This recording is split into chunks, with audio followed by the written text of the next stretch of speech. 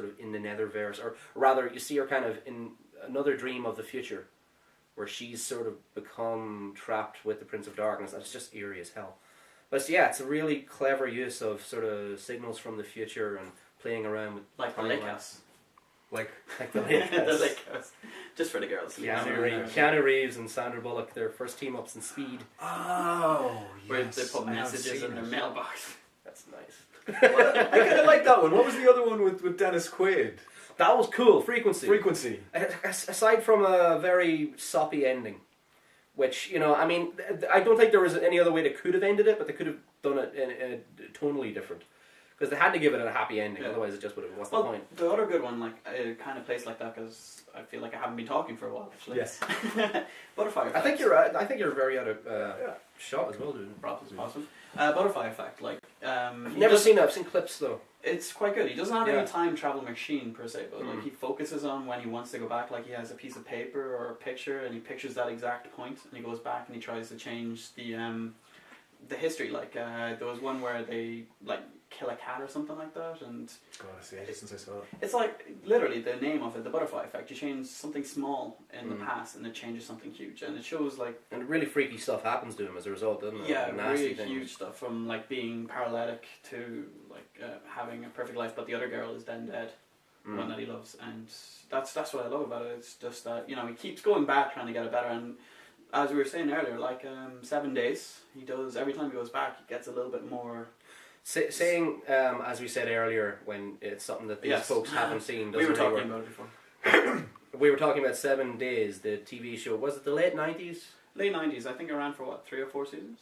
Something like that. Really? God, yeah. I don't remember it ever running that long. I think it went really on to Sci-Fi Channel or whatever it was called back then. I would like to talk about, and there's not many examples, I suppose, but crime in time travel and then crime prevention, using time travel for that. But the example I would use is a TV show called Crime Traveler. Have you ever seen that? No. And I was saying to Niall, and Niall couldn't find it anywhere online. It was a BBC show, ran for 1 season in the 90s. I couldn't find it on Netflix. I don't want to overstate how much searching I did. Probably can find it on that. It was Michael French and Chloe Annette. And basically she's a scientist whose father has invented a time machine, and she's sort of maintaining it. She doesn't quite have the knack for it that her father would have had. And then she befriends this cop, Michael French, who keeps using it to try and solve crimes. Yeah. But that's one of the things... Oh, Michael. Well, the two that come to mind for me would be Timecop and 7 Days. Both going back in time to either... With Timecop, that someone has a time travel device and they go and they change the history of the future. Yeah. So they go back and try to chase him. But with 7 Days, it's something happens, say, like an airplane explosion, and the main character's whole 7 days of going back and trying to stopping it. Yeah. Like Source Code. Like Source Code, actually. Right. Yeah. Source Code was really good. That's right, there's a few... Well, actually, I think Crime Traveler was done like that as well. Basically, I don't think he never necessarily travels back to the future. What he does is he goes back by, say, 24 hours. Well, he doesn't travel back to the future either, this main character in 7 days. Yeah, I think it's similar to that. Continues on. Because, in Crime Traveler, but he has to get back to the same point by the time. He has this timer with him, and he has to get back in time for it to happen. I think Harry Potter did it that way as well, actually, with their little gizmo, their little magical thing that sent them back in time. What about... And Timecop, you raised an interesting thing there with same matter occupying the same space. Yeah. What do you think of the way that was handled and that compared to other... Well, they were saying like it could cause some catastrophic kind of, massive time conundrum. But like all it did the universe imploding upon itself. Yes, as Doc Brown explains in Back to the Future. But all it really does that would be bad. Important safety tip, Egon. Yeah. Don't cross streams. Until the very end. I think we should cross streams. They were fucked by that anyway. I've been thinking about this all wrong. This guy's a sailor. He's in New York. We get him laid. We don't have a problem. We digress. Yeah, yet again we do skip our line. What was I saying? Yeah, they have a younger version of the main villain, and he kind of gets pushed together with his old form and his new form, and it kind of morphs together to make this horrible, like half-human creature. Just like Power Rangers. Well, not even that. He's just like a massive gloop dying on the ground of like an arm, like 2 heads and everything like that. I've never gotten that. I've never gotten don't meet your younger self or that kind of thing. Because surely if you're first of all, if you're displacing the mass, you're just moving it to another point in the universe, in time space. So you haven't changed the amount of mass in the universe. Yeah, but it's the one mass. It's it might be younger or older. You might be fatter or heavier. But you're not, because it doesn't exist. If I travel back in time to yesterday now, I'm gone from here. So the total amount of mass in the universe hasn't changed. Yes, but your mass has already existed in the past. But the total amount of mass hasn't changed. It has for the past. It's already been. In that time period, it has. Yeah. But what's then? If you travel into the future, then Then you're okay. Why? Oh God. You would still exist. You would still exist, but as you were saying, you wouldn't exist now, but you would exist in the future. So that's why I like Timecop. It's simple. It It's a doesn't pop mess punk around. It doesn't try to be Looper. Oh look, I'm on cross-eyed. Also, that was great about Looper. That the way that he ends it was by killing himself. Same with the butterfly effect. Yes, solves all the futures. But Thanks. Spoiler! Here. Spoiler. But it's good. There's another good crime one though. Terry Pratchett wrote it. Night Watch. Do you ever read any of the Discworld books? No. is that the Russian one? No, Discworld. Terry Pratchett. I was thinking of Night Watch. Fantasy. Night Watch and Oh no! I didn't. Well, no, I tried watching Night Watch and I was just like, no. I enjoyed it. I like I it. watched it with subtitles. Watch for sure. I watched it with subtitles. Yeah. Well done. How else are you supposed Well, to watch it? it was better than the dub version. Why would you watch the Oh, dubbed right, version, huh?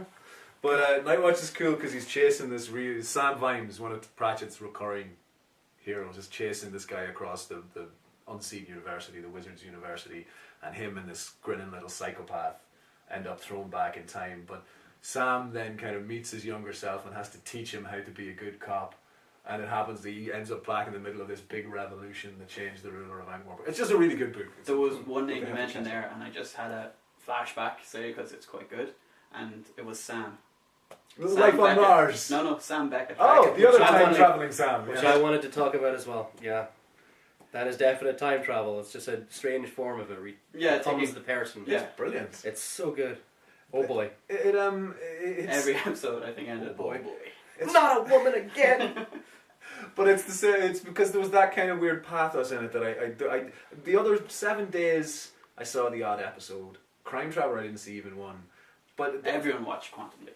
Quantum Leap was, but it had that kind of weird pathos that he didn't want to be doing this shit. He wasn't going back to Well, live I with think It me. was an Yeah. experiment, yeah, but he had to go through time to get to his. But there was no guarantee. Until the end, though, kind of. Did he? I've get never around actually yet? seen. No, this no, episode. no. This is like this is one thing that we don't want to do spoilers with, because like watch Quantum Leap. It's one of the best things that's ever been on TV, and the ending is one of the bravest things I've ever seen for such a mainstream sci-fi show. Was it Dallas and he It's was actually bold. dreaming? It's bold. It's nothing like that. It's just in terms of you see things bitching a lot of times in terms of what they do at the ending.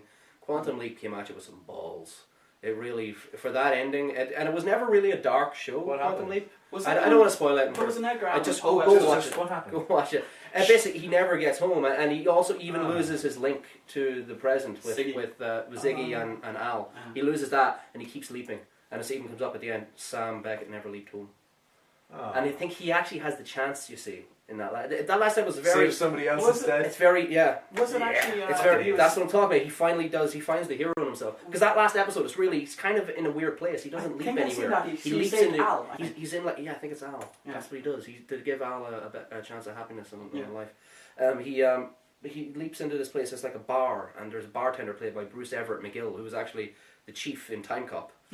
And he's see, I said I didn't want to spoil it. Not spoil it. We can cut this out. And Don't. This is gold. he I never have to watch Quantum Leap. but he's like the bartender there, but he may or may not be maybe some other kind of being. And basically, there's a few maybe little answers in there for if you're a fan of Quantum Leap, but just enough. I don't. It doesn't quite explain enough. It's like why am I leaping? Why am I leaping into these different people? Why would that machine that I was in do that? And it's just such a great ending. Sliders never really had time travel. No, I don't think so, no. Parallel universes. Well, what did though was Star Trek. I mean, in terms of Star Trek, kind of had everything you could get out of time travel.